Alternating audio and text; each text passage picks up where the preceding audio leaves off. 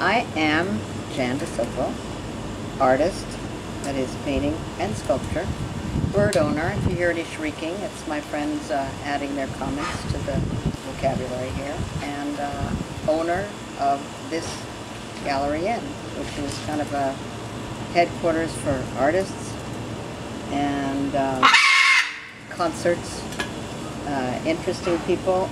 The name of the establishment is The Gallery Inn. We have a wonderful website at www.thegalleryinn.com, which has hundreds of pictures and now films and letters of people staying here, but it's very photogenic.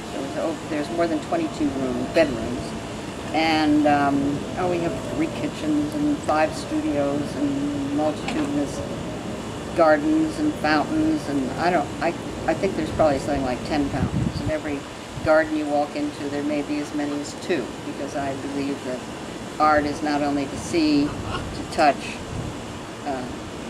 but to hear, as fountains are, and smell when possible. The smell of the sea air is always brushing over us. Sophisticated gardeners will know right off that this is a night blooming cereus.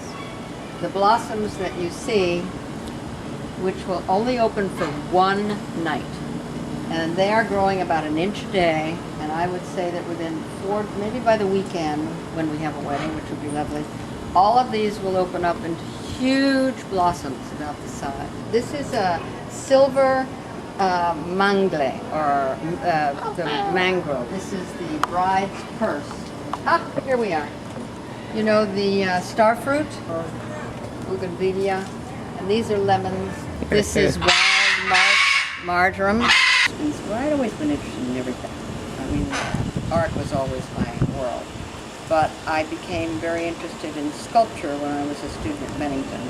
And I would say that that's probably my stronger direction.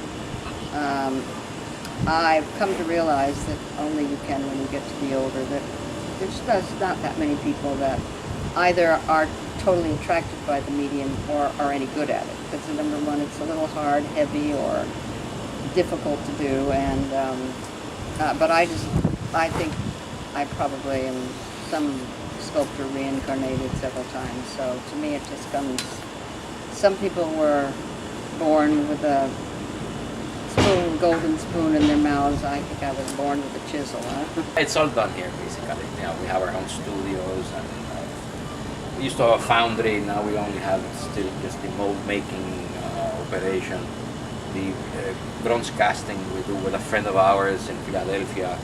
But he has a beautiful foundry, so we send Stevie with the wax, and it gets done over there. First of all, we're on the highest point of the old city, which means we have views from our upper floors and some of the other floors. We look north, we look west, east, and south, all over the city, because this is the highest pinnacle of the city. The old city is only 7 city square blocks, but it's got the 2 wonderful forts on either side, the one on the east, which is San Cristobal, the one on the west, which is El Morro. And then there are various bastions with the beautiful sentry boxes, which are the symbol of Puerto Rico. It kind of evolved out of wonderful architecture that was already here, and you know, when your kids pack off and go to school, you either say, I guess we're going to have a small inn, a bed and breakfast, or you're going to close it up and go look for a smaller place. But we chose the latter because we thought it would be more fun to kibitz with interesting people who all find their way here. At the end of the day, we normally sit and chit-chat with our guests. And normally there's some quite interesting individuals to chat with.